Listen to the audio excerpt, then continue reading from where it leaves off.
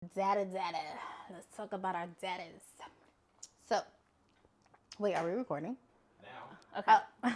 Hi, guys. Welcome to our podcast. We'll get back to that later. I'm your host, Mariah, and this is Shayla. So today's topic is part 2 of trauma, and we're going to talk about our dads. And the reason I thought that this topic was important is because, one, I'm in therapy, and I have come to the realization that I've actually had a very traumatic childhood, a very traumatic life in general. And a lot of that comes from my parents. And not to say that they're a blame, because I definitely think you get to an age where you have to take accountability for your own growth and your own healing and what it is that you have gone through and experienced in your life. But I definitely have also realized the impact that my parents have had, especially my dad and his presence, lack of presence, even my stepdad, and just, not really being a father figure and just kind of being an individual who's there, which still, very thankful, because for a man to take care of 2 kids that are not his, I think is a huge deal. So it's still a lot of respect to him. But yeah, that's what today's topic is about. Daddies. Yes. So, do you want me to start talking, or you want to start? You can start. Okay. So, yes. So I have a little bit of a similarity of dads not being in the presence of same household.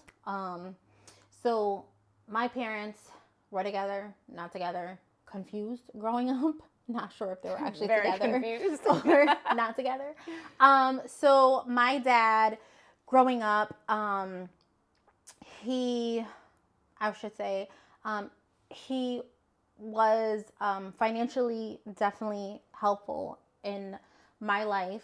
I was not the only child. I have an older sibling on my dad's side, and then I have 2 older siblings on my mom's side. So my father would come and visit and take me out at times. Not every weekend, some weekends, but I always wonder, my dad won't, stay home or live in the same household. And Did you always know you had an older sister? No. Oh. No. I don't even remember what age I knew that I had an older sister. I'm like, oh yeah, I want to go play with my sister. But they're like, oh yeah, another time. I'm like, okay, but when? When will I play with my sister? And I didn't even know how old she was. I didn't know anything. So I don't even remember what age I finally got to meet her. And I'm like, oh, okay, we can't play Barbies. Because she wasn't interested in playing Barbies. But I was so excited that I had a sister, But when my dad did come and take me, I was so excited because I was like, Daddy's little girl, I loved being with my dad. He would bring me to the park, and then I'll feed, the animals and the geese or whatever. But then he would crack up because the freaking geese would be chasing me for the bread and the food or whatever. But I loved being with my dad. I would be dressed up and all pretty. My mom would do my hair all cute. And I'd be like, oh my God, your daughter's so pretty. And he's like, yeah, I know she's cute. Taking credit like he did my hair. Man, you would know he did my hair because my hair would be looking crazy. Or I would go to school. They were like, Dad, did your hair? Yes, he did. But he would try. But, I give him, an A for effort. But yeah, we would go do things. He would actually take me to the movies and actually do things with me, when there's some dads out there that would pick up their kids and not actually do anything. They'll drop them off at grandma's house, whatever, Yeah. He would actually spend time with me and actually enjoy the time. But I would just be so confused that he would not be there every single day like a lot of other parents, with both of them being present. And as I got older, I would ask my mom, why daddy's not here? Why I don't have, and that's a whole other conversation. And, I give my mom props because she would never, ever badmouth my dad. And I think all parents should do that. All kids growing up should understand their own timing of what's going on. You should never badmouth any other, parent. And I knew that when I have kids, I would want my children to have both of their parents actively involved and also being in the same household. I would not want them separated. If they are, due to whatever circumstances, then whatever. But I would want them to understand and knowing and actively knowing as to what's going on at that stage, whatever life or stage, whatever it is, to know this is what's happening, understanding and not not knowing anything, and it was just very difficult and I did not like it. But now at the age and understanding, due to whatever circumstances, whatever. But it also was difficult of poor choices growing up of choosing a boyfriend. And that's a whole nother separate thing. But yes, the daddy thing, that was a problem. You want to share an intake on that? But yeah, there's many other things and that's like a long story, but this is a narrow topic. We're going to stick to the path of that. Oh my gosh. I mean, I definitely spoke about my dad and my dad being in prison already. But my dad came out of prison when I was like, I think 9 or 10. And I always grew up with my dad disappointing me. Where he would make plans and he would say, we're going to do this and we're going to do that, to the point that like I already had plans and I would cancel plans with friends because I'm like, oh my God, my dad's going to come pick me up. And my dad would never show up. He wouldn't call, or he'd show up like as the day is ending, or the next day or 2 days later and be like, hey, we're going to go do this. And it's like, but you already told me that we were going to do that like a couple days ago and you didn't show up.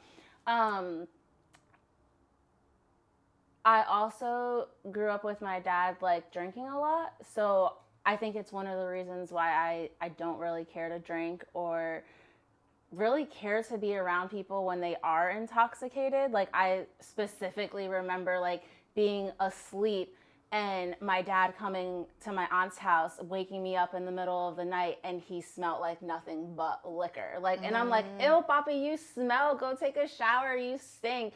And like, it's literally 2-3 o'clock in the morning and I'm sleeping and I wake up out of my sleep to that. So like you said, I definitely think that like his role and like lack of a role, like had an effect on, like who it was that I chose to be with.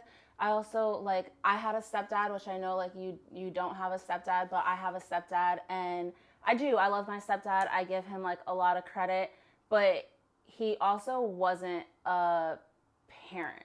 He wasn't a father figure. Like he was just a person who's there. And I'm very thankful and grateful for all the things that he has done for me and my brother. Like there's no doubt about it. But do I wish I would have had more of a parent, more of someone to guide me? Absolutely. I feel like everything in life I've gone through has 100% been on my own, with like trial and error. And I think that's also why I have like so much faith in God and give God so much like credit for everything and just for the person that I am. But not to cut you off, have I ever wanted a stepdad? No. Did I ever want a guy with my mother? No, because I wanted my dad. I wanted my dad in my household, always, always, always. And I think that's why like my mom kind of didn't like want like another guy like around and new, because I was very territorial. I'm like, nope, I want my dad here and da-da-da. Like I would like kind of like fight with her and stuff, because there was plenty of guys that would like try to come around or we'll go out and everything. I'm like, don't look at her. Don't bother with her. She's taken. And I would always lie. Yeah. You know, and she's like, why would you say that? Why would you? Because they don't need to be bothered. I don't need no daddy. Like, you know, and stuff like that. And she's like, Shayla. I'm like, so what? Well, like, you know, I don't want no one to try to be like a daddy role in my life. Yeah. And then as I stopped being stubborn and argumentative with her and understanding, I'm like, I'm ruining her life. Yeah. And I'm like blocking her blessings. And I'm like, so sorry. And then I stopped. And then she started to like get involved in like dating and stuff like that. They try to still talk to me. I'm like, don't talk to me. Like, this is her life. Her, like, you deal with her. I don't need no one to be bothered with me. Like, it is what it is. Like, if you want to date my mom, then you can date her, whatever. But, like, even trying to be bothered with me and trying to be in my life, I don't need a substitute. I'm sorry. I have, my own dad, and, like, that's it. See, I never really felt like my stepdad was a substitute, especially because my dad multiple times would say how he's, like, thankful for my stepdad being there when my dad wasn't there. But I still think that, like, the role of my stepdad definitely never replaced, like, my dad's role. And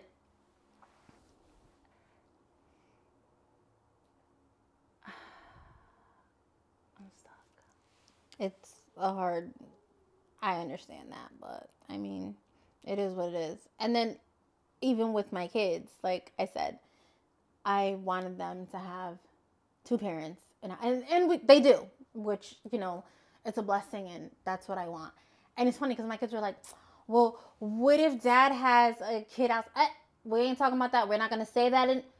It's you three and you three only, and that is it. There's no kids outside of the house. There's no whatever. And if there is, he didn't tell me what's going on. You got some explaining to do, And again, like you said, you can't talk about other people's problems and suggestions unless you have lived it. Yeah. If things have happened outside of the home, there's people that have worked about, how can I explain it? I'm stuck on my words and stumbling about my words. And this is real life stuff. It happens. People still stay together when there is things that happen outside of the home. Yeah. For an example, I was one of them. Come to find out, I was a child that was born outside of the home, and my mother did not know. Okay, I was a secret baby, but it's okay. And there's a reason why I'm here, and I'm bubbly, and I'm a sunshine. I'm a rays of sunshine. Literally. And I am social butterfly, and I keep it fly, And behind this social butterfly are many scars behind this smile. And you know what? I don't let that define me. I keep it moving, and I pray, and I want to speak truth. I'm living in my truth, and this is what it is. And this is what we want to share and spread to the world and explain and try to help other people and just be honest, Yeah. Just be we honest. do have on our Linktree, there's actually like a box where you can ask questions, suggestions, even just talk about your own experiences if you wanted to. I think that there's so much more, like, we could go in depth about this topic, but it's also like a little painful, and just sometimes it's like you think you heal through situations, and then you realize that, wow, I'm still triggered by this. I'm still definitely like working through this. But we do have a box where you can put suggestions if you want to just express, like, wow, I understand what you're going through. I feel what you're going through. Or like, wow, I didn't think anyone else would feel this way. Or gone through this. Yeah, that's what the box is for. Yeah. Like, we really want to be as